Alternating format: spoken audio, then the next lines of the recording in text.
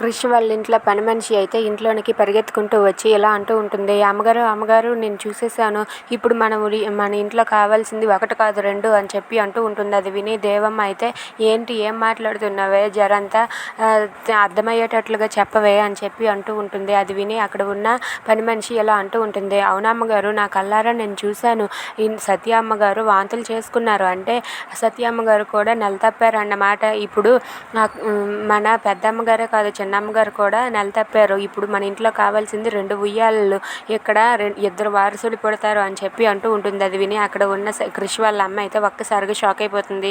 ఇక ఆ మాటలు విని అక్కడ ఉన్న మహదేవయ్య, జయమ్మ వీళ్ళందరూ కూడా చాలా సంతోషిస్తూ ఉంటారు. అవునమ్మగారు నా కళ్ళతో నేను చూశాను, సత్యమ్మ గారు బయట వాంతులు చేసుకుంటున్నారు, వాంతులు చేసుకొని చాలా నీరసంగా ఉన్నారు అంటే దాని అర్థం అదే కదా అని చెప్పి అంటూ ఉంటుంది. ఇంతలో అది విని క్రిష్ వాళ్ళ అమ్మ అయితే ఇలా అనుకుంటూ ఉంటుంది, ఏంటి వీళ్ళిద్దరికీ శోభనమే జరగలేదు, అలాంటిది సత్య ఇప్పుడు తల్లి ఎలా అవ్వగలదు, అయినా ఇది ఎలా జరిగింది అని చెప్పి అయితే దేవమ్మ కంగారు పడుతూ ఆలోచిస్తూ ఉంటుంది. ఇక సత్య వల్ల మామయ్య వాళ్ళైతే మాత్రం చాలా సంతోషిస్తూ ఉంటారు. ఇంతలో